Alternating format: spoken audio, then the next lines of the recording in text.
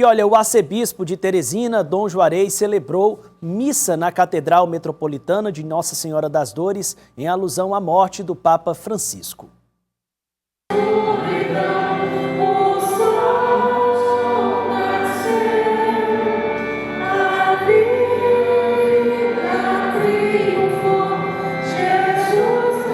A Catedral Metropolitana de Teresina ficou lotada de fiéis para a celebração que marca um novo capítulo para a Igreja Católica Apostólica Romana.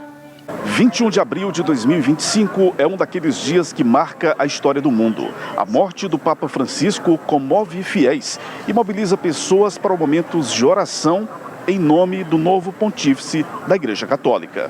Em Teresina, a Igreja de Nossa Senhora das Dores, no centro da capital, foi o local escolhido para a celebração da primeira missa, em sufrágio da alma de Francisco. Entre os participantes, um sentimento de tristeza e esperança. A gente criou uma expectativa, assim, de que ele ia viver mais tempo com a gente, né? Deixou muita saudade, mas deixou muita sabedoria para as pessoas.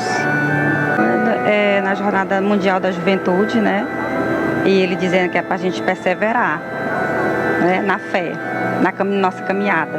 O momento agora é de gratidão ao Papa Francisco, né? Uma tristeza pela perda dele, mas mantemos em oração para a chegada do novo Papa. Assim, foi um Papa que realmente marcou muito a história da Igreja e vai estar sempre presente nos nossos corações, no coração de todos os jovens.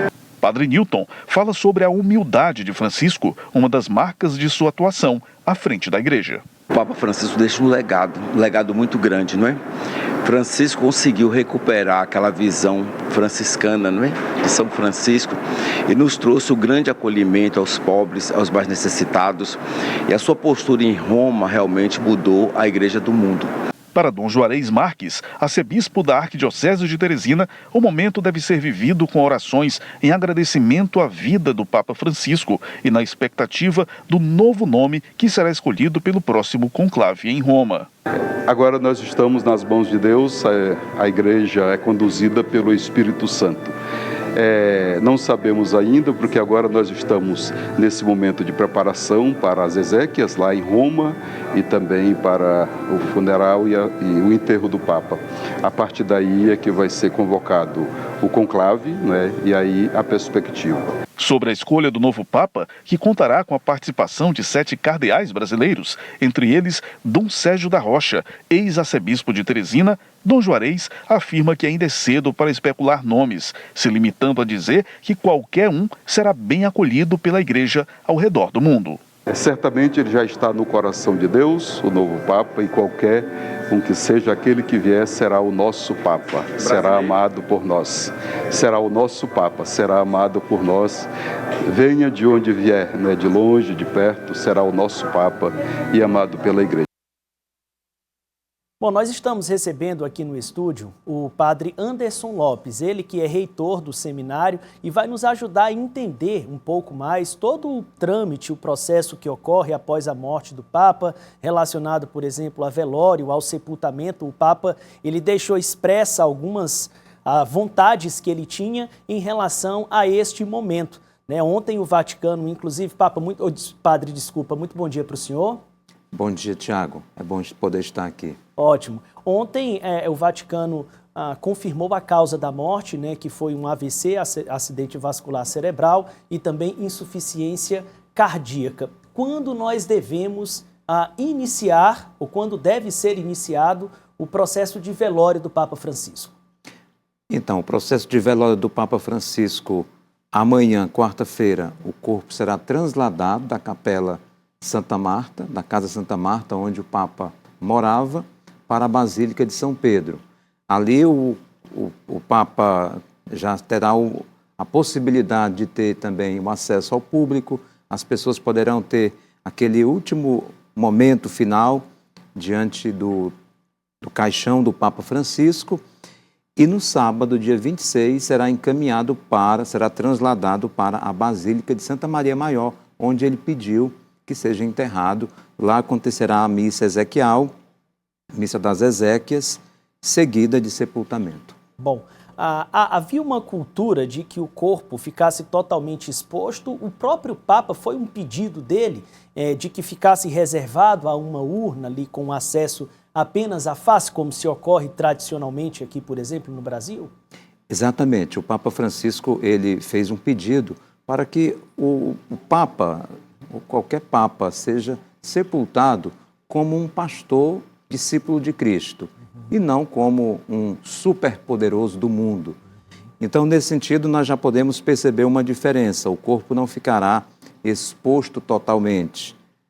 Ficará dentro do caixão, como já está. Hoje o Vaticano já divulgou imagens, por exemplo, da Capela de Santa Marta. O corpo está dentro do caixão, aberto, para que as pessoas possam ter a visualização, enxergá-lo. Bom, chama a atenção esses desejos expressos pelo Papa e o que mais ele pontuou lá nesse documento que, inclusive, foi disponibilizado e divulgado pelo Vaticano em relação a como ele desejaria que fosse conduzido o processo de sepultamento dele. Aliás, ele também deixou expresso que não quer ser sepultado no local onde tradicionalmente são sepultados outros papas.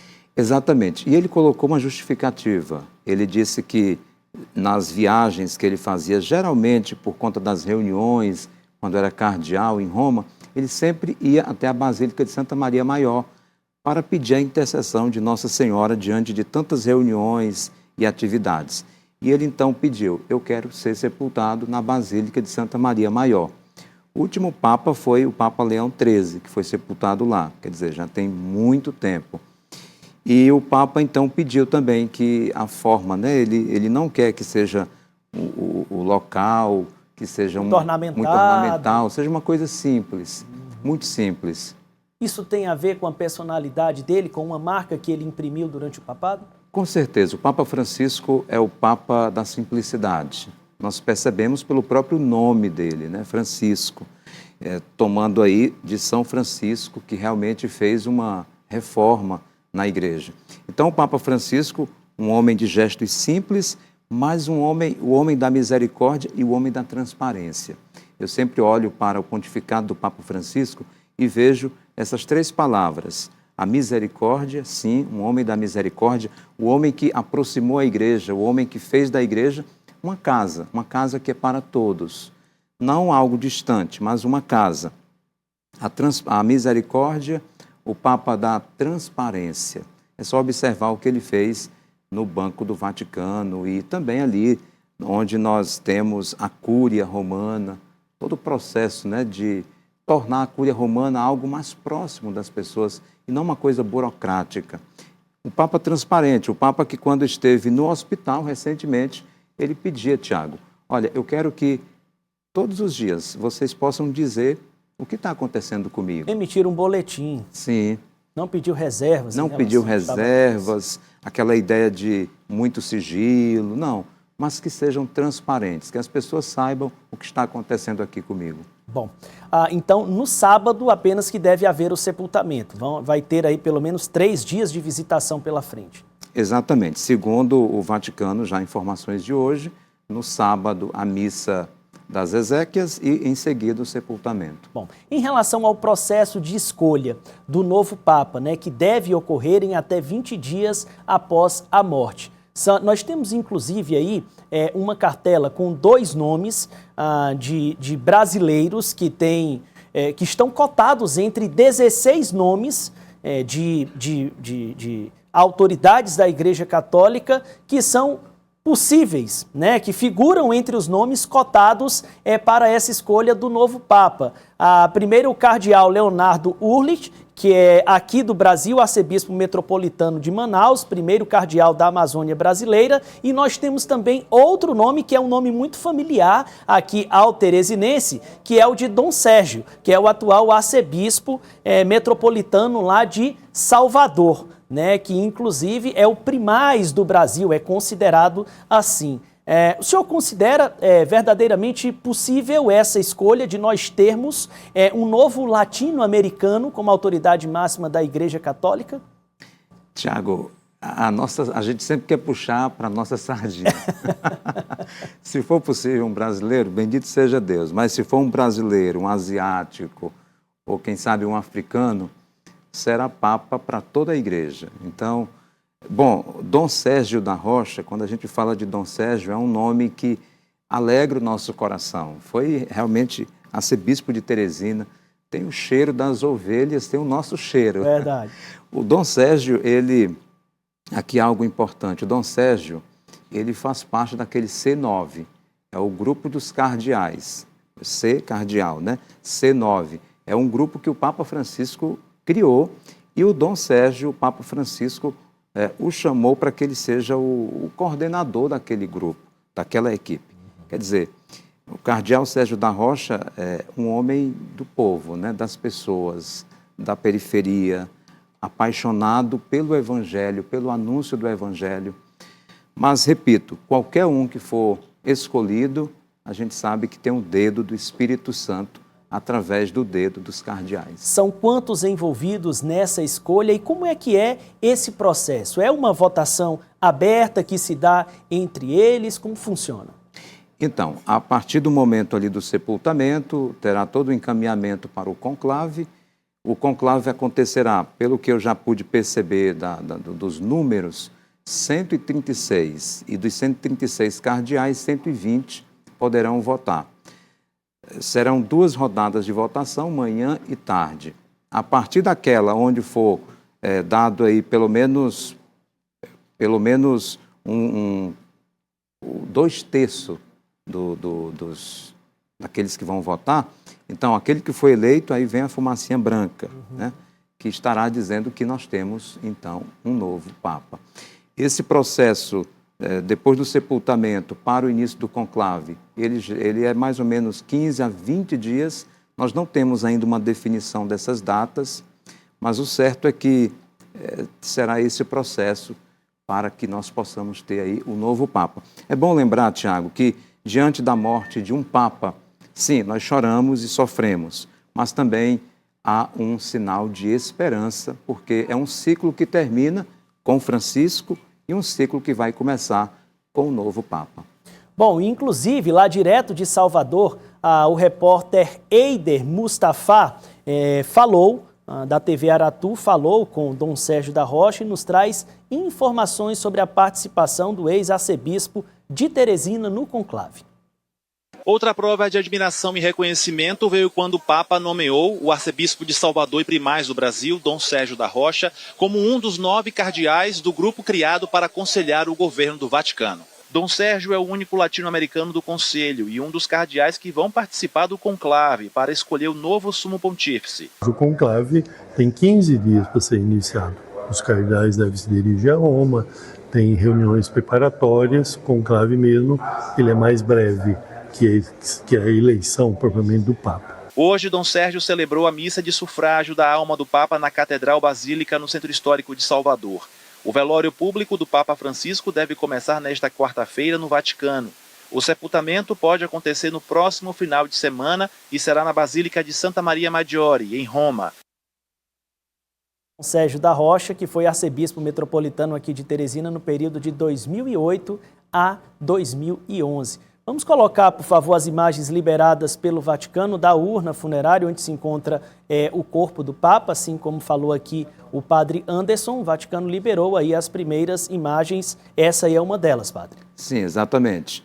Já de hoje, né, da Capela Santa Marta, essa capela onde ficou muito conhecida também, Tiago, de modo especial ali na 2020, por conta da Covid. Sim. O Papa Francisco, ele celebrava as missas todos os dias e começou aquele processo de transmissão das missas, né? Isso a gente viu bem naquele período. E de modo muito simples, sem texto, sem estar ali algo muito seguido, porque quando ele vai celebrar na Basílica de São Pedro, ele segue um rito, o texto. O rito sempre segue. Agora, aquelas missas da Casa Santa Marta, está aí a capela, onde nós estamos vendo imagens, e o Papa falava, como ele mesmo dizia, do coração. Falava do coração. Era espontâneo. Espontâneo. Era um discurso bem natural. Certa vez um repórter, um jornalista perguntou para ele: Papa, o senhor na Casa Santa Marta não usa o papel. Protocolo? Não usa o papel, né, na hora da homilia. E ele disse assim, interessante, ele disse, olha, quando eu era seminarista, estudante, eu sempre dizia para o meu professor que eu não quero usar um papel. Por quê? Porque eu quero olhar no olho dos fiéis. E se eu tenho aqui um papel, eu fico olhando para o papel e não para o olho das pessoas. Interessante perceber isso, né? Verdade. Um Papa que realmente era de olhar no olho. Eu quero agradecer ao Padre Anderson pelas informações que trouxe aqui ao Notícia da Manhã. Muito obrigado pela valiosa colaboração para a gente entender todo o trâmite e o que acontece após essa perca do Papa Francisco. Muito obrigado, Padre. Eu é que agradeço e esperança para todos nós. Bom, fica aqui com a gente só para a gente ver essa entrevista. Aqui em Teresina, pessoal, há um professor da Universidade Estadual do Piauí, um professor de letras espanhol, o Omar Mário Albornoz. Ele, como eu disse, docente da Universidade Estadual da UESP, ele teve a oportunidade de conviver com o Papa Francisco antes dele ser Papa. Ainda em Buenos Aires, quando ainda era um padre jesuíta que atuava na formação de outros religiosos, houve essa oportunidade de convivência entre eles. A gente falou com o professor Omar e ele nos mandou um vídeo indicando como é que era essa relação, explicando como é que foi esse contato com Francisco antes de se tornar Papa. Conheci o Papa Francisco no ano 1981. Ele ainda não era Papa, não tinha sido nomeado Papa, era padre jesuíta, Jorge Bergoglio. Eu, com 23 anos, nesse ano, ingressava na vida religiosa como jesuíta e teve a possibilidade de morar 2 anos e meio na mesma casa, Colégio Máximo, que era local de estudos, lugar de estudo dos jesuítas na Argentina.